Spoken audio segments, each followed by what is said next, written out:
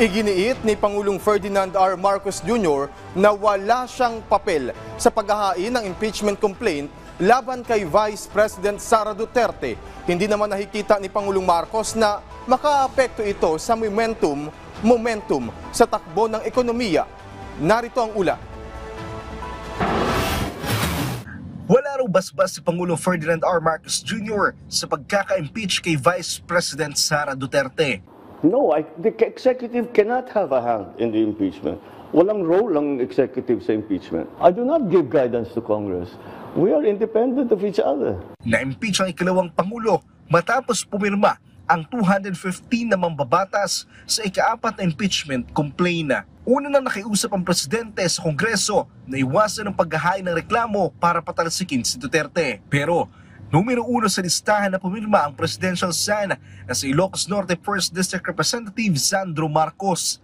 Habang pinakahuling signatory ang pinsan ng Pangulo na si House Speaker Martin Romualdez. Once it has been filed, there is a procedure that needs to be followed already. So sabi ko, andyan na tayo, sabi ko kay Kong Sandro, sabi ko sa kanya, the process has already begun. So it's your duty now to support that process. So do your duty. That's what I told him. Do your duty. You have to support the process. You are constitutionally mandated to carry out that process. I didn't know you'd be the first to sign, though. Nasa Senado na ang bola na siyang magsisilbing impeachment court. Pero nag-adjourn na ang sesyon at babalik na lang sa June 2 pagkatapos ng eleksyon. Presidente lang ng Republika ng Pilipinas ang may kapangyarihan na magbukas ng espesyal na sesyon. If the senators ask for it, yes. Again, sila ang magde-decide. Hindi kami ang nagde-decide dito. If the Senate President calls me up on the telephone, the senators, kinausap ko yung mga senator kung pwede ba mag-special session. Sure, gagawin ko.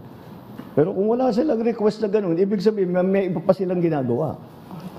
They're not yet ready. It is up to them how they decide to have their trial. When they have their trial, what are the rules for the trial, how they will conduct it. Naniniwala ang presidente na walang epekto ang impeachment sa ekonomiya o serbisyo ng gobyerno.